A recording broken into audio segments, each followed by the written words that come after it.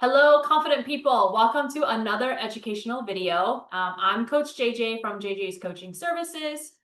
As of July 1st, I think many of you have already heard this. I have entered early retirement at the age of 38. So for this month's video, I thought that I would break down kind of how to calculate how much you need for retirement, including early retirement.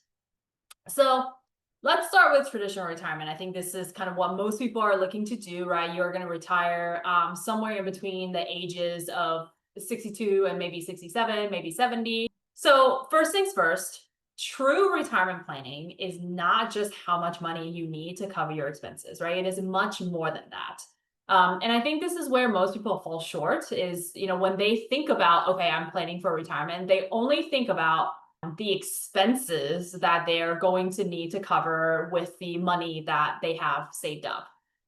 So retirement planning really should also include your long-term care costs, your estate planning, and also tax planning.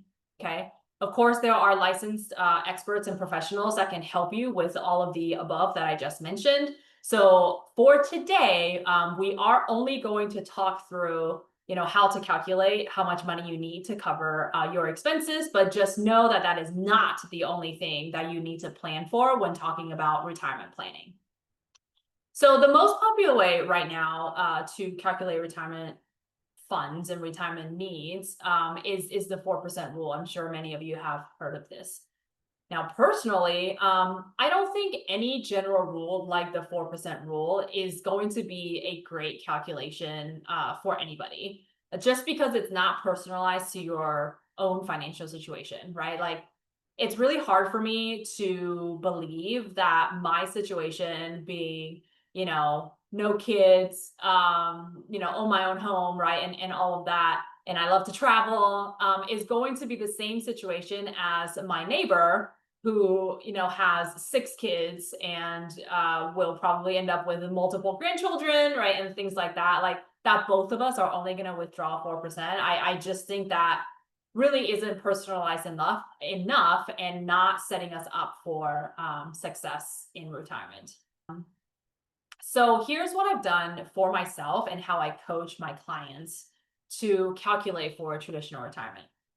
First, you're going to need to estimate your retirement expenses. That's, obviously the foundation to making sure that you can cover that, cover those expenses, right, in retirement. So again, you can pull up a very simple planner or a very simple tracker like this one, where you have one column for current expenses and then another column for your retirement expenses, just as a reference to each other, so you can compare them to each other. And at the bottom of this planner here, again, this is just an Excel. There's no like tricks, no special formulas. It's literally just a sum all. And at the bottom, it'll tell you the percentage of expenses that you are estimating to have in retirement versus what you are currently spending. Now, of course, this, in this example, the number is large because I did include long-term medical care into the monthly expenses. Now we're going to talk about some of the other ways that you can account for this cost in a little bit. But this, like, everybody should have a tracker like this where you outline your current expenses, which will help you with early retirement, and then your actual like traditional retirement expenses, so that you don't run out of money in retirement. So a couple things that I mentioned earlier about planning for retirement, right? The first thing is long-term care costs. And you do really need to think about how you're going to calculate for this. AARP reports that 70% of Americans turning 65 will need some sort of long-term care. This is, obviously the cost is going to be different depending on what you need, the severity, of the conditions that you need help with and things like that. But the average cost of long-term care ranges anywhere from $55,000 to $127,000 per year. Okay, so very, very important to make sure that you're setting this money aside in case you do come upon a situation where you are going to need that long-term care. Now, the second thing, expense that we really need to keep in mind is medical cost. So as we age, right, this is not any secret. As we age, our bodies will start to have more problems. It'll, will start to break down. Maybe it's joint issues, maybe it's cholesterol issues. The main concern, obviously, is if you are diagnosed with a major illness like cancer. The American Cancer Society estimates that 40% of Americans will be diagnosed with cancer at some point in their lives.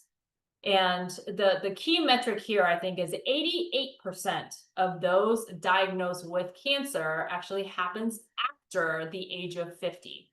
So it is something to keep in mind, right? Because at the age of 50, you're not allowed to essentially withdraw from your retirement funds yet. I mean, you can, withdraw it obviously for a penalty, or maybe you can take a loan out of your 401k, right? But again, those are not ideal situations, either because you're going to lose money because of penalties, or because if you take out a loan, like you're going to have to pay that back. The average cost of cancer is anywhere, again, depending on the type of cancer, the severity, right, the treatment needed, is anywhere from $150K to over $1 million. So again, highly recommend that you add a major illness contingency fund, right, to your overall retirement number. Now, even if you are very healthy and you don't have any major, medical illnesses in retirement, Fidelity estimates that healthy retirees will still spend about $165,000 for healthcare costs. Now, with long-term care and major illnesses, some people don't like to have those tie into a retirement account, for good reason. Obviously, number one is you may or may not need it. And number two is if you do need it, it could be before retirement, like we had just talked about, with, being diagnosed with cancer, maybe at 50 or before 59 and a half. So another way to account for these expenses, and this is actually how I do it myself, just have another account that is a non-retirement investment account. So this is a regular brokerage account through, any of your major banks. So if you currently have a retirement account with, Vanguard or Fidelity or Charles Schwab, you can also open a non-retirement investment account. And put money in there for them, for that money to grow, and just essentially use that account as your medical contingency account. So that way, if you do, unfortunately get diagnosed with a major medical illness before 59 and a half, you don't have to dig into your retirement account. You can use this account that you have. It just gives you a lot more flexibility. Also, if you end up, not being diagnosed with a major illness, like now that money, you can use that money for anything, right? You don't have to, it's not in your retirement account. So you can use that money to fund travel, hobbies, maybe even use it as inheritance, so on and so forth. So this is how I personally do it, is I have a separate non-retirement, non-tax advantage account for, set up as my medical contingency fund. Now, the last expense that I want to talk through is mortgage or a housing expense. So regardless of, whether you plan on paying off your mortgage before retirement, I would recommend that you keep some sort of expense in the housing line, in the mortgage line. Whether it's mortgage or rent, right? You can decide that. Again, even if you plan on paying your house off, you just never know what's going to happen, right? You might decide, hey, like I'm retired and I don't want to do house maintenance anymore. Or maybe you do need long-term care and you move into a facility and now, you need to, every month you're paying for that facility. So I always think it's better to be safe, right? When you're making these estimates. So you can add it in there, and if you don't need it, great. Now you have extra money to splurge on travel, or maybe spoil your grandchildren, right? Something like that, versus needing it and not having it. So once you have a confident estimate of your annual retirement costs, you can now plug it into the planner that you see here to essentially figure out how much do you need to invest to hit your number. Here's a retirement planner that I use for myself, and I also, go through this with my clients as well.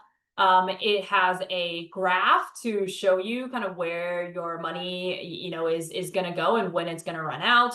The middle section is obviously where you put in all of your information, and then at the bottom, it gives you by year how much you're going to make, right? What the balance in your investment, in your accounts is going to be, what your interest, how much interest you're making that year, right? How much you're saving a year. Again, this is from the input column. And then desired retirement income. So what, this is going to be zero until you retire. If you have any pension income, so this, maybe for the military, or maybe you're like a post office worker, right? And things like that. And then the year end balance of your investments. Okay, so let's just play around with the numbers a little bit here to see how the graph is going to change. So currently, I put this as 39. That's, I turned 39 in a couple weeks. So I put that as my age. Let's say, the annual income is $100,000.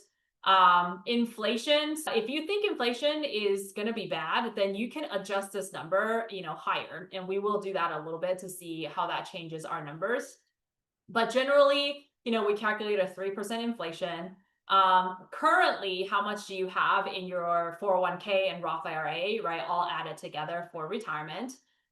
This column here, 10, or this row here, is how much you plan on saving each year. So putting away in your investments. Okay. So this is, right now it's 45. So let's say, what if we just say, you maxing out your 401k. So this year is 23.5, and then your Roth IRA, which is 7,000 this year. So let's just say that's how much you're going to put in every year. We are not going to increase that. We will just put in the 30,500, and then with an average investment return of 6%. So 6% is low. Okay, the S&P 500, I believe, for the last 10 years is around 10%.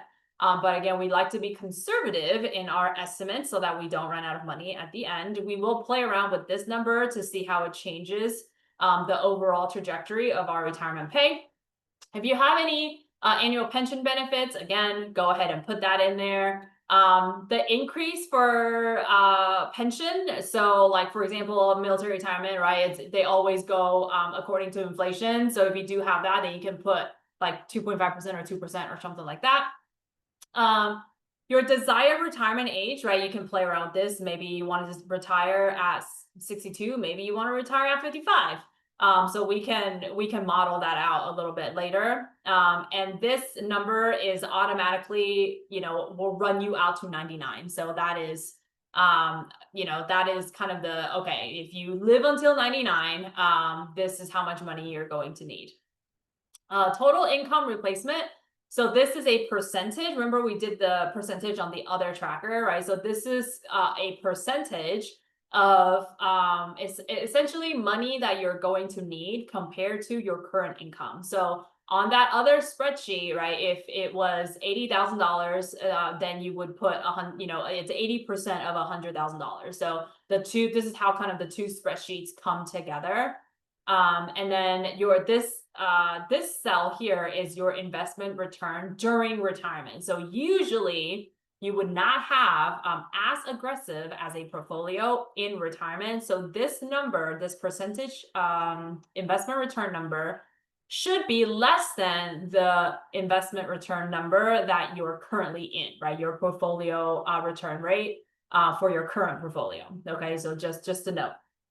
So again, if this is your current situation, let's just assume, right, that we've put in the numbers, you would only have, essentially you would run out of money at age 85.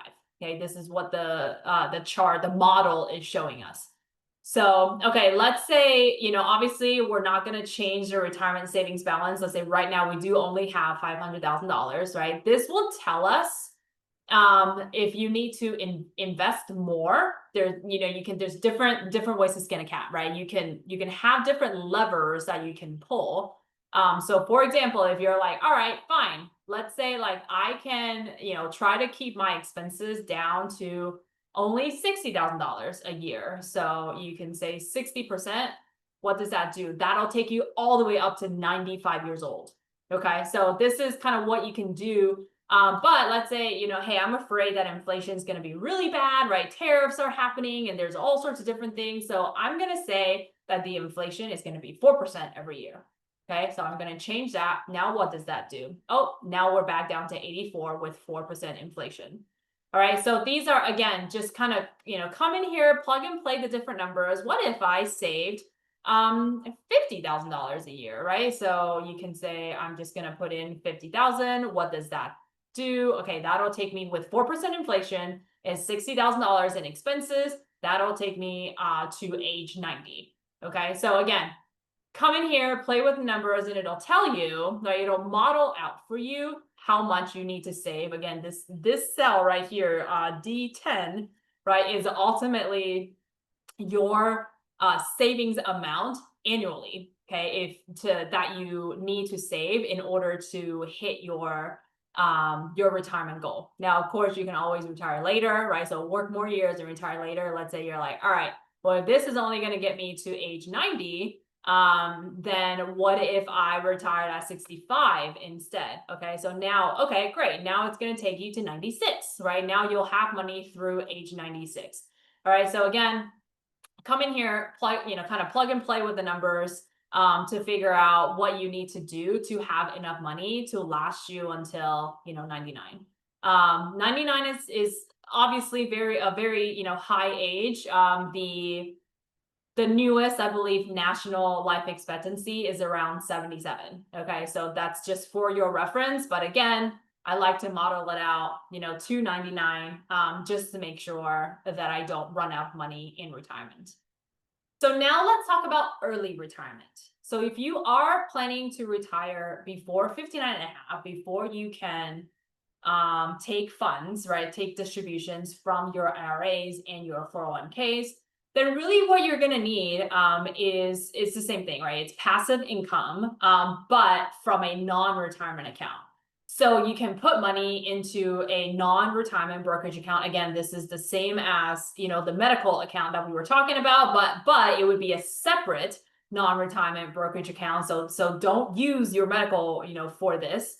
The other way to do it is some sort of other passive income, right? So a couple of different ways. You can interest income, which is like if you have money in a high yield account. Right now, the highest percentage high yield accounts that I have seen are still paying 4%. You can be an investor, right? An angel investor, or maybe like some sort of VC into a startup where they will pay you a certain percentage every month. So that could be also, right, interest income from passively, because you're not actively doing anything to get the interest.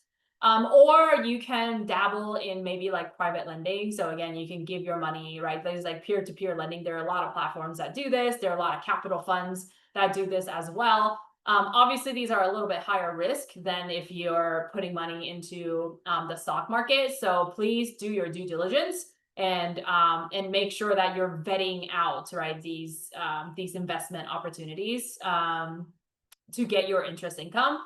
And always talk to a professional if you have questions, right? Talk to your financial advisor to make sure that they're also doing the vetting for you. They have information that you don't have access to. So make sure that you're doing that. Now, the passive income piece, I just want to say, right, if you have to do work for the money, it's not passive income. So a lot of people are like, I retired off of passive rental income. Like rental properties are not passive income. I own 3 rental properties myself, and I have a property manager. It's like 98% passive, right? But I do every month I have to manage the property manager, right? So it's not 100% passive. So just keep that in mind, right? When I say passive income, I mean like 0 hours needed, and the money will still come into your account. Now, the other thing that will enable early retirement is to make sure that you actually have enough money in your traditional retirement accounts to where it will grow over, a certain number of years, however many years you plan on being retired early, so that it can actually get to the retirement number that you need. Because you are no longer working, you cannot continue to contribute to those accounts. Okay, so I'm gonna say that again. Because you are no longer working, you cannot continue to contribute to those accounts. Okay, so when you leave work and you no longer have income through active work, you will not be able to put more into your IRA or your 401k. Okay, so before you stop working, you have to be confident that you have what you need in those accounts to grow into that retirement number that you calculated earlier. Okay, now last thing that I'm going to say about investing for retirement is you can actually invest too much for retirement. I know some people are like, that's not possible. You can actually invest too much for retirement, right? So the whole reason why we put in pre-tax money, like for your 401k, is so that you don't have to pay as much taxes, right? Now or in the future. So if you don't plan this properly, there is this thing called required minimum distributions, RMDs. Currently, RMDs start at the age of 73. So what does that mean? That means when you turn 73, the government will make you take out a certain amount of money from your pre-tax accounts. And you know how much you have to take out is different, but they're going to tell you how much you need to take out. It's because of, you know, depending on how much money you have in the account.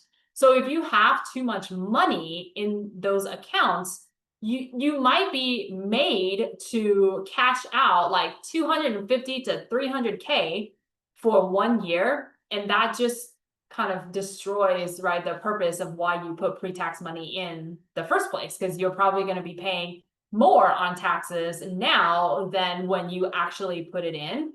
So again, talk to your CPA, right? Talk to your financial advisor. And you do have to tax plan. It is one of the most important things in retirement to make sure that the money that you have saved actually goes into your pocket and not Uncle Sam's pocket.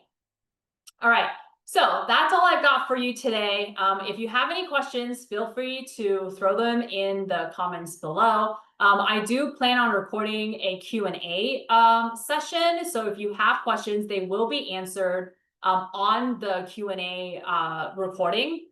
That'll be either next month or the month after, depending on kind of just the videos that I have planned. But again, you know, if you don't want to put your question out in public, then you can always send me a message through my website, jjscoachingservices.com. I appreciate you joining me today. Let me know if you have any other topics that you would like me to cover on a video. I would be happy to do the research and record a video for you. All right, that's all I got. Thanks for joining me, and I'll see you on the next video.